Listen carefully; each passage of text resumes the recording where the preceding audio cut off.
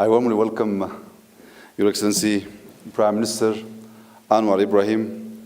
This visit marks a new chapter of South-South partnership grounded in shared values of harmony, inclusivity, solidarity, and human dignity.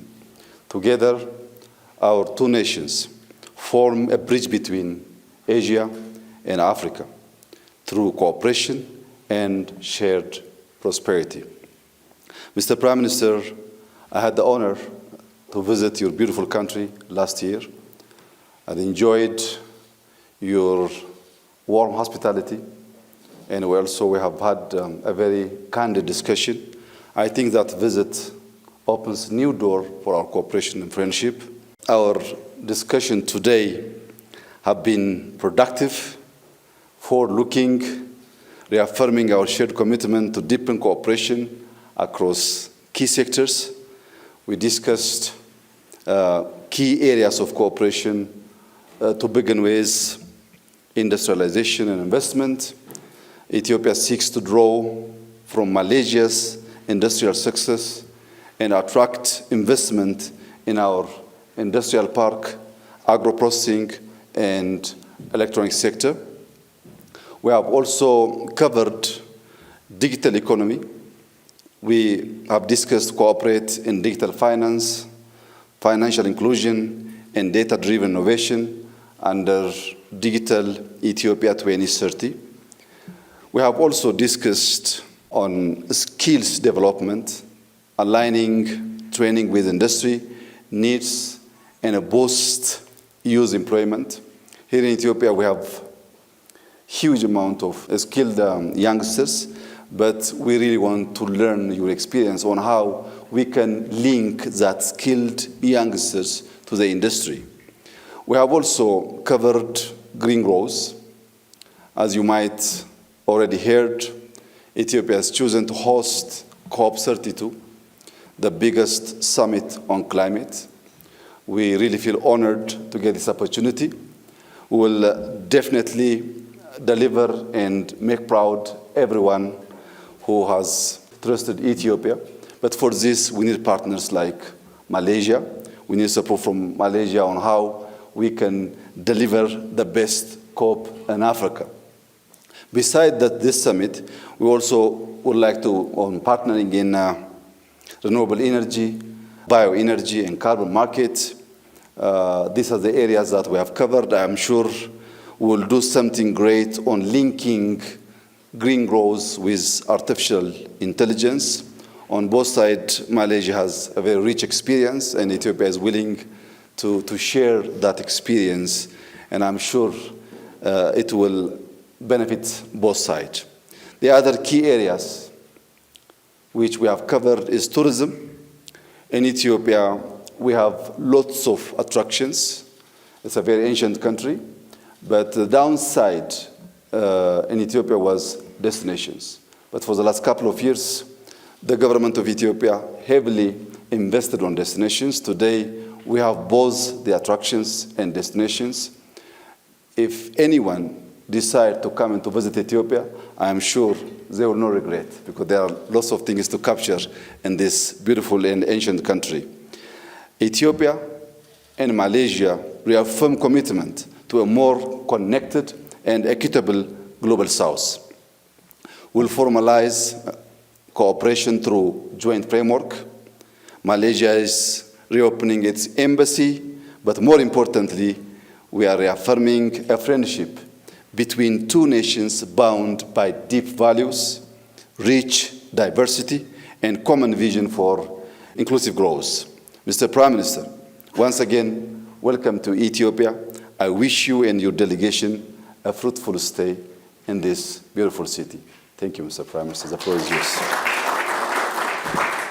Thank you, my respected Prime Minister and friend Abiy Ahmed, and also the delegation, the government, for this wonderful opportunity, hosting us in the delegation, not merely as diplomatic engagement, but more by very serious, frank discussions to enhance our bilateral relations, and so to showcase the importance of Ethiopia to Malaysia and the region, ASEAN and beyond. And therefore, I cannot express beyond Ame Segineo. Thank you very much. Now, as you have heard, the discussions covers a comprehensive area. Of course, diplomatic engagements must ultimately result in strong economic fundamentals of trade, investments, and relationship that covers research, tourism, collaboration in various fields, including culture, the arts, which we have actually deliberated at great length. But beyond that, of course, some of the new technology, the new challenges, new direction, includes energy transition, digital transformation, which includes, of course, data centers, AI, semiconductor. We have our strength and you have your strength. I think this collaboration is important. Both of us share the need to focus on enhancing this bilateral relations, trade, and using our countries to penetrate the neighboring countries in the region. And I think Malaysia have learned as a trading nation with huge investments in trade with the West and the East, United States, Europe, China, India, etc., that the way forward would be to spread out and penetrate new markets in Africa, Latin America, and beyond. That's why, again, I must thank you for your strong support for our membership into BRICS. You are one of the strong voices in that regard. And I think we also use mechanisms like G20, whilst going on with our traditional relationship with America, Europe, China, etc. We want to extend and expand this, which covers a number of issues. And thank you again, because Ethiopian Airlines, as you drop in Kuala Lumpur, and now we have this new engagements and collaboration between the airlines. But more so, which I think I need to reiterate, Abiy Ahmed, Prime Minister, that though unfortunately the visit is long overdue.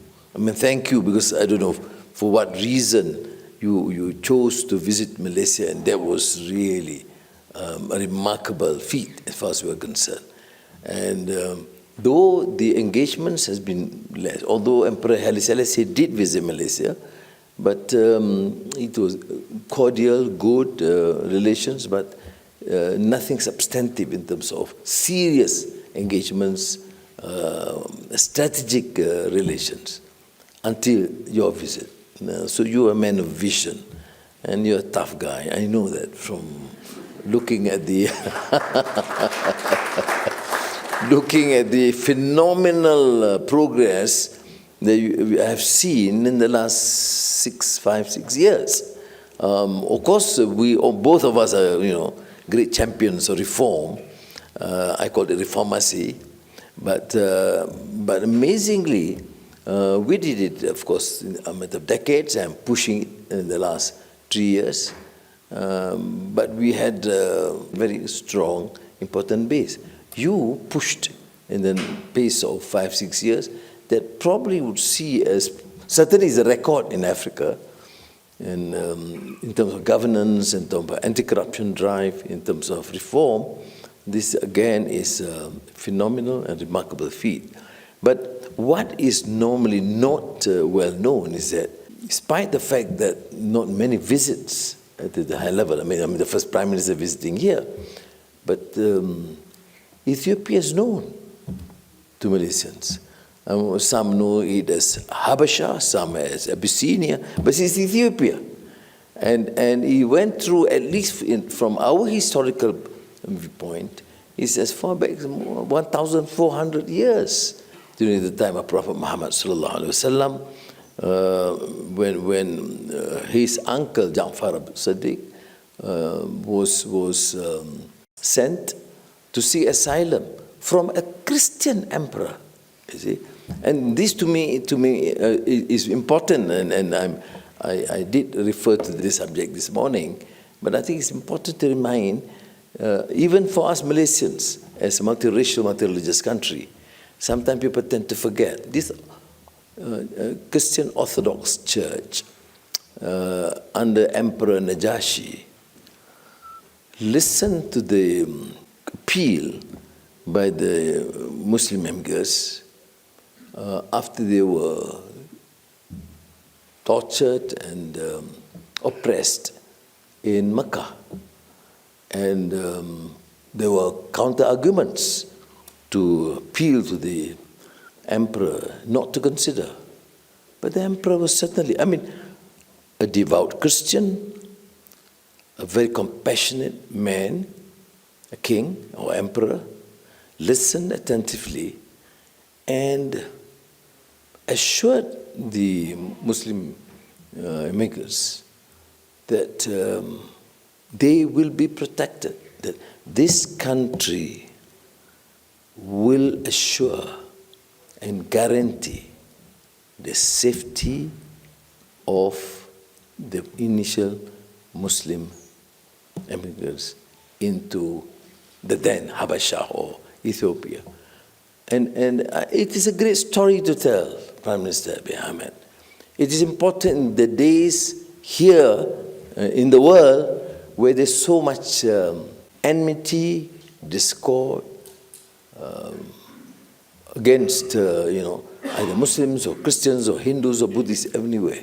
So these are stories, and these are real stories, that the role played by a Christian, Orthodox Church here to protect not only initial Muslims, but under the leadership of the uncle of the Prophet Muhammad sallallahu alaihi wasallam.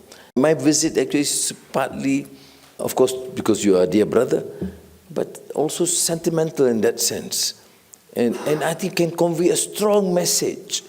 And what is astounding is this country is now forging ahead with all the strength and vigor under your leadership to showcase to Africa and the world that countries can succeed and can progress and become, again, an important country in Africa and to the world. And Malaysia is fortunate, therefore, to be embraced by you and this country as a reliable friend.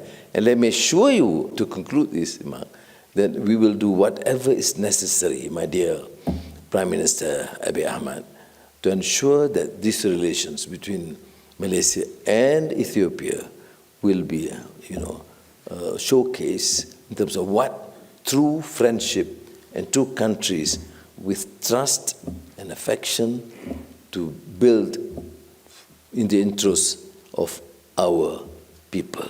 So thank you again.